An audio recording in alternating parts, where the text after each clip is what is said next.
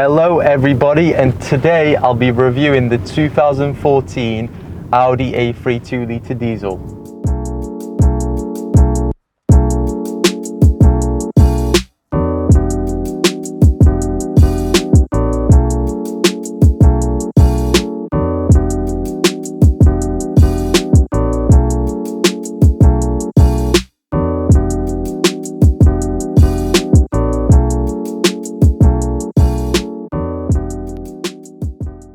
Now I'm starting off with the drive in this video because that's what I did in my previous video, which is the 2012 Audi A3 2-litre diesel. It's a very similar spec to this, might even be the same, but if you want to see any of that video, it should appear on the pop-out banner on the top right hand of the screen. Anyway, as for handling, there's definitely been a significant improvement over the previous generation model, which I drove a couple of weeks ago. Mainly because it's 80 kilograms lighter than the previous generation model, and it's had a whole new set of engines which has made it more efficient than it needs. It doesn't need to be more efficient. I don't know why they've done it.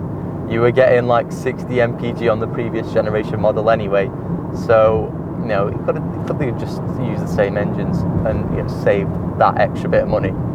But even though it's had a significant improvement in handling over the previous generation model, I still believe the BMW 1 Series is more of a driver's car, probably because it's rear-wheel drive. That's it. That's the only reason.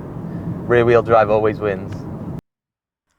Waffling aside, one thing I'd like to mention is that the ride quality in the previous generation model was okay. Some Audi owners say they don't like it. However, with this new generation model, i.e. pre-2020, I can tell you it's absolutely fantastic, and I think it's a complete game changer. As for some useful consumer advice, the 2012 Audi A3 that I reviewed only costs around £5,000 on Auto Trader, and the Audi that I'm reviewing now, the 2014 model, costs double that, so 10 to 12 grand. And the real question is this car worth double the price of the previous generation model? And some may say yes, the interior is a massive improvement. Like me, I do agree it is a massive improvement. And I would say yes, because it's just a complete different caliber. But then again, some may say no, it's not worth spending that extra £6,000 or whatever it is that you have to pay for, because you could save that money and buy another car if you wanted to, but that would be pointless. And I want to mention one more thing, and that is the ride height. And I feel like you do sit a little bit more lower than the previous generation model, so it does feel way more planted on the road, even though this is the SE trim level and not the S line. As for design, it's aged pretty well, and from a normal person's perspective, you wouldn't assume this car was 6 years old. Additionally, it barely shares anything with the previous generation model. It has a different chassis, is lighter, and it presented Audi's new platformer cars back in 2014 with the new pop-up LCD screens, but something tells me that's getting a little bit old now. But my absolute pet peeve with most three-door hatchbacks, not just Audis alone, is the fact that the front doors are so heavy and really long, which makes it a pain if you park in a tight car parking spot. Anyway, now let's move on to the interior of the Audi A3. And I said this in my previous video, but I'll say it again. You can really tell that the quality in this car is really up to scratch. Even after 6 years, everything still feels pretty new, and you can really tell it was built by some Germans. And now let's talk about some interesting features on the Audi A3. And first off, I want to mention how you can access the secret hidden menu like you could in the previous generation model. They've changed it now.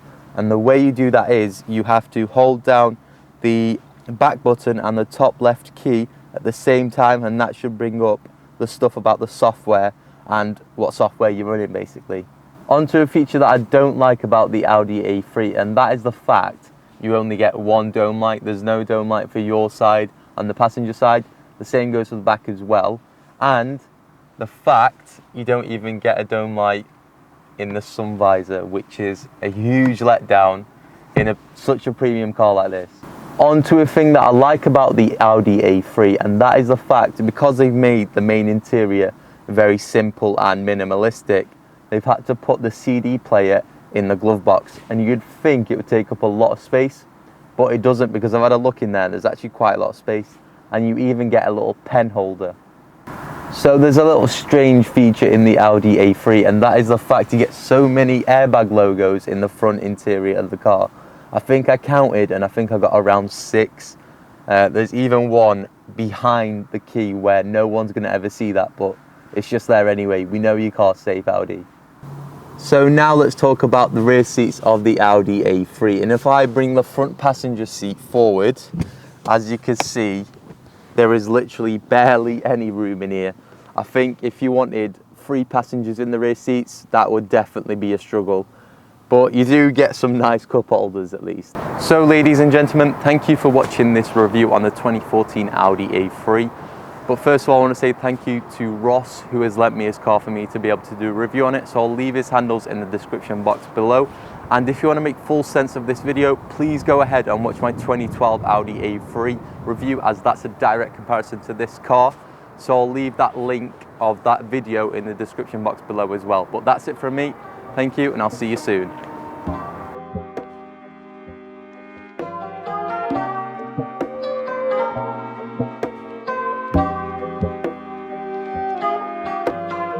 Below, and if you want to make full sense of this video, please go ahead and watch my 2012 Audi A review. Oh man, I can't do it.